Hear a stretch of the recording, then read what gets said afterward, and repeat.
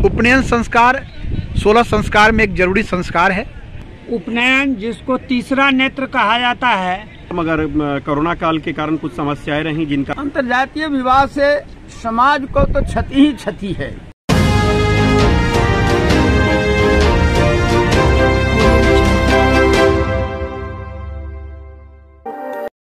कार्यकर्ता पंकज कुमार सिंह जी को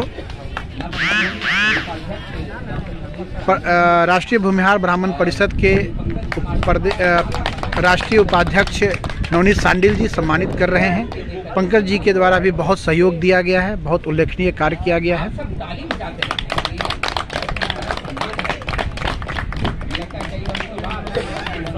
पंचायत की मुखिया जी को पुरुषोत्तमपुर के पूर्व मुखिया श्री कृष्ण कुमार जी ने सम्मानित किया है। खबरा पंचायत की मुखिया वर्तमान मुखिया हैं, इनके द्वारा भी उल्लेखनीय सहयोग दिया गया था। 101 बच्चों के उपनयन संस्कार में राष्ट्रीय भूमिहार ब्राह्मण परिषद के द्वारा इनको सम्मानित किया गया है।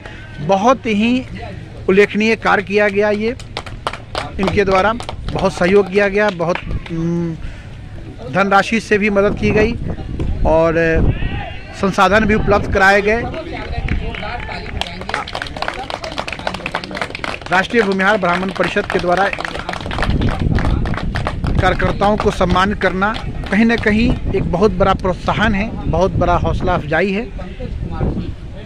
भूमिहार ब्राह्मण उपनयन संस्कार को सफल बनाने के लिए कार्यकर्ता राजवर्धन जी को सम्मानित किया गया है।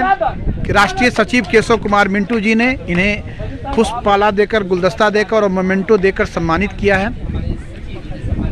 एक बहुत ही सराहनीय कार्य राष्ट्रीय भूमिहार ब्राह्मण परिषद के द्वारा 11 फरवरी 2022 को 101 बच्चों का उपनयन संस्कार कराकर एक समाज में संस्कार की जो कमी हो रही थी उसको दूर करने का प्रयास किया गया है। बच्चे संस्कारी बने। उपनयन संस्कार का बहुत ही वैज्ञानिक महत्व भी है, संस्कारिक महत्व भी है। सनातन धर्म में उपनयन संस्कार को बहुत ही जरूरी बताया गया है। भगवान श्री राम का भी उपनयन संस्कार हुआ है, भगवान श्री कृष्ण का भी उपनयन संस्कार हुआ है। उपनयन संस्कार हमारे सनातन धर्म की एक संस्कृति है, एक संस्कार है। 16 संस्कार में उपनयन संस्कार का एक बड़ा ही महत्व है।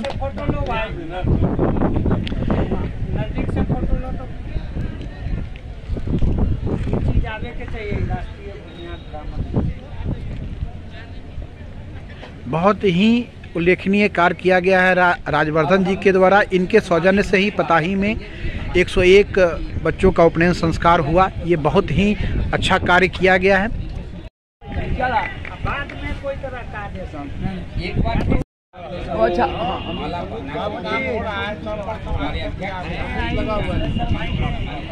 हम लोगों पर भी आ जाएगा ना? हाँ, आ जाएगा, बिल्कुल आ जाएगा।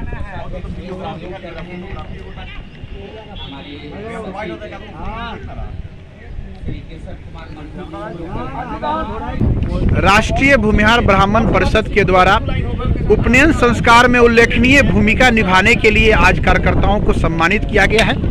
उपनयन संस्कार 16 संस्कार में एक जरूरी संस्कार है और राष्ट्रीय भूमिहार ब्राह्मण परिषद इस संस्कार की वृद्धि के लिए 101 बरुआ का 11 फरवरी 2022 को उपनयन संस्कार मुजफ्फरपुर के पताही क्षेत्र में कराया गया था। जो भी सम्मानित हैं, पंकज जी हैं, डॉक्टर मुकुंद झनराज जी हैं, राजवर्धन जी हैं, इन लोगों ने बहुत उल्लेखनीय कार्य किया, बहुत सहयोग किया। इसके लिए आज राष्ट्रीय भूमिहार ब्राह्मण परिषद के संगठन के लोगों के द्वारा इन्हें सम्मानित किया गया। आज हम जानेंगे क्या उद्देश्य रहा है जनेऊ का। हमारे सामने हैं राष्ट्रीय सचिव केशव कुमार मिंटू जी। हम इनसे जानेंगे क्या उद्देश्य रहा है जनेऊ का और आज आपके द्वारा क्या कार्यक्रम किया जा रहा है। उपनयन का उद्देश्य समाज के अंदर गिरते संस्कार में जो क्षरण है उसको रोकना है और साथ में इस उपनयन संस्कार के माध्यम से उस पौराणिक संस्कारगत चीज जो है उपनयन जिसको तीसरा नेत्र कहा जाता है उसके प्रति समाजों का रुझान और उत्साह को बढ़ाना है।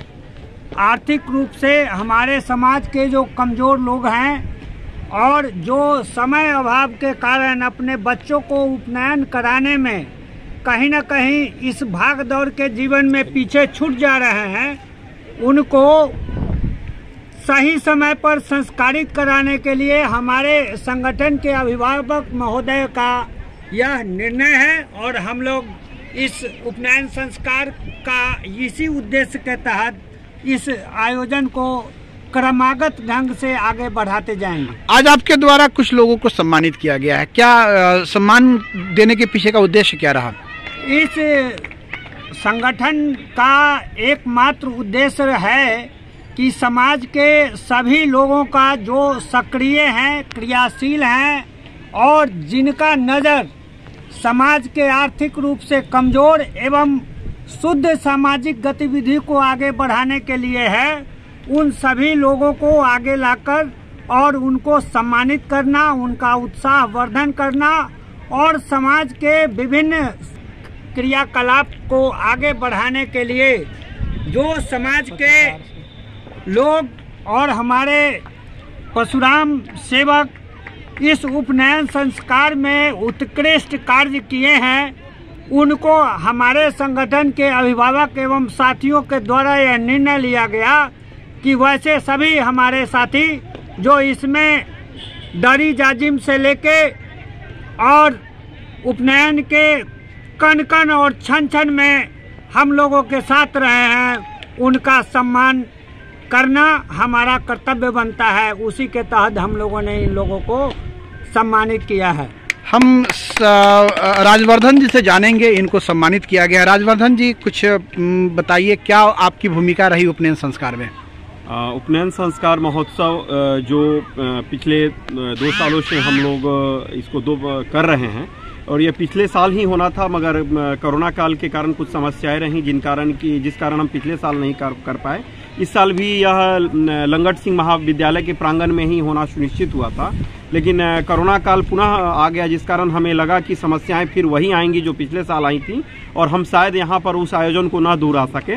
तो कमेटी के लोगों के सामने यह समस्या आई कि इसको कहाँ किया जाए। तो हमने एक जगह का प्रस्ताव दिया, उस जगह को सब लोगों ने जाके देखा, उन्हें वो जगह पसंद आया। फिर सब लोगों के सहयोग से हम लोगों ने मिलकर उसको रेवा रोड में पताही पंचायत में स्थित जगह पे हम लोगों ने इसको पूर्ण रूप से पूरा किया। और मेरी भी जितनी सब लोगों की भूमिका थी उतनी मेरी भी भूमिका रही है।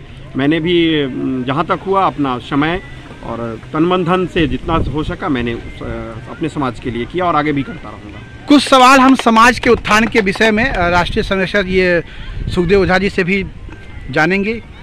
सर, समाज में कुछ कुरीतियाँ भी फैल रही है, अंतर्जातीय विवाह वगैरह का जो प्रथा चला है, इससे समाज को कितना नुकसान हो रहा है?